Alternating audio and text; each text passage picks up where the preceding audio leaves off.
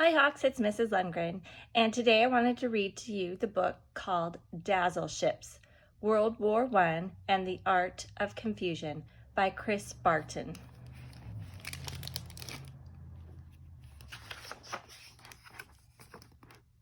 Note: England is the largest country in the United Kingdom, which is abbreviated UK and is also informally known as Britain. The UK ran the British Empire, which included people and territories all over the world, and it was the UK's Royal Navy that made that empire possible. The British Empire was one of the major participants in World War I, which lasted from 1914 to 1918 and was known at the time as the Great War. The British allied with, among others, Russia, France, Italy, Serbia, Romania, and, starting in 1917, the United States, to fight mainly Germany, Austria-Hungary, and the Ottoman Empire. One of the ships on this page is painted in sneaky, stripy camouflage. You probably can't even see it. Oh, you can see it? That ship was an Allied vessel used during World War I, and it was camouflaged for a strange reason.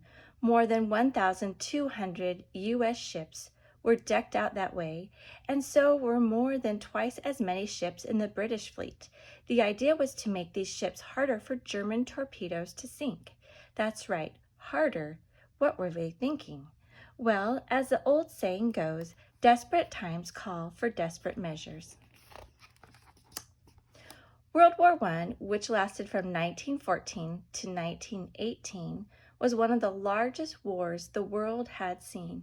Many nations were involved, including Germany on one side and the United Kingdom, and eventually the United States on the other. German submarines known as U-boats were attacking and sinking ships in Britain's Royal Navy. The U stood for Unterseeboot, or undersea boat. They were also sinking other ships, carrying all kinds of things, including food. As an island nation, Britain depended on goods arriving by sea. Too few boats were reaching Britain, and food was running out. The country might have to surrender so its people could eat. Submarines and the other torpedoes they fired were big changes in the way wars were fought. Never before could an enemy hide beneath the waves and attack from a mile away. The U-boat crew would use its periscope to quickly peek above the surface of the water, pick a target, and launch a torpedo toward the spot where its target was going to be in a minute or so. Torpedoes were slower back then, but they were deadly. The sinking of ships, especially non-fighting ships without any warning, was new too. In the early years of the war, Germany limited the ships to its U-boats attacked, but in early 1917, it was a chance to win the war by starving Britain, their strongest opponent. Britain tried different things to stop the submarine attacks. There was talk of training seagulls and sea lions to spot the subs and having swimmers smash U-boats, their periscopes, with hammers. The British started having their supply ships stick close together and sail in convoys, guarded by armed vessels. The Royal Navy began using depth charges, 300-pound underwater weapons that would explode when they sank to certain levels to damage or destroy U-boats. And a Royal Navy Volunteer Reserve Lieutenant Commander named Norman Wilkinson had another suggestion. It was unlikely, it was improbable, it may have seemed bonkers. This idea was to camouflage the ships. Wilkinson's responsibilities included patrolling the waters off southwestern England and sweeping for mines. He saw a lot of ships as part of his job. One Monday morning, after a weekend away spent fishing, he was headed back to work when inspiration struck. I suddenly got the idea that since it was impossible to paint a ship so that they could not be seen by a submarine, the extreme opposite was the answer, to paint her not for low visibility, but in such a way as to break up her form and thus confuse a submarine officer as to the course on which she was heading. The word camouflage itself was brand new at the time. The concept of camouflage, of fooling an enemy into seeing something other than it actually wasn't, was an old one. And Wilkinson wasn't the first person ever to suggest camouflage for ships. Imaginative folks in the fields of art and science had tried before. Wilkinson, however, got his idea at just the right time. The British government was desperate to stop the U-boat attacks. It listened to Wilkinson's plan, named his approach Dazzle, and said more or less, give it a try. So he did. In spring of 1917, he had a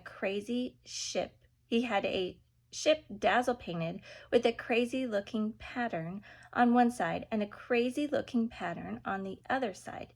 These patterns were supposed to confuse German submarine crews about the ship's direction and speed.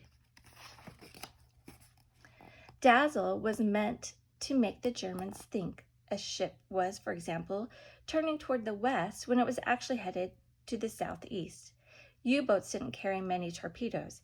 If Dazzle could cause a German sub to waste a torpedo by firing it to a spot where a British ship wasn't actually going to be, and if this happened over and over, then more British ships would stay afloat and get their cargo to their destination. The Royal Navy liked Wilkinson's first ship, so it asked for 50 more done in Dazzle, and it liked those next 50 so much that it asked him to paint every stuff-carrying ship that Britain had with those crazy combinations of black, white, gray, green, blue, purple, and pink. Of course, Wilkinson couldn't do this all on his own. 24 young women who had been to art school did a lot of the work. They painted designs onto wooden models, then they copied the best designs onto paper. Each approved Dazzle design got rushed off to ports all over England where painters, laborers, and artists alike applied them to the sides of the ships that were being unloaded and reloaded. How did Wilkinson know which design to use? He had a test. One day, the King of the United Kingdom dropped by to have a look. Now, King George V knew a lot about ships because he had joined the Royal Navy when he was just 12 years old. Wilkinson had the king look through the submarine periscope at a painted model on a rotating table. All the king had to do was figure out which direction the model ship was pointed in. It took him a while, more time than a sub-commander would have had, but finally the king had his answer. South by west, decided the king. Actually, Wilkinson replied, the model was pointing east-southeast. King George V had just been told that he was wrong. His Majesty walked over to the model for a closer look. Commander, he supposedly said to Wilkinson, I have been a professional sailor for many years. I would not have believed I could have been so deceived in my estimate. In other words, the king himself had been dazzled. Britain wasn't the only country doing the dazzling. After the United States entered the war, it went for Dazzle in a big way. It even used Dazzle to draw attention to a ship-shaped New York City naval recruiting station. Members of the Women's Reserve Camouflage Corps did the painting overnight, surprising those who had just walked past a gray-colored building the evening before. Britain and the United States and their allies turned things around, and Germany surrendered in November 1918.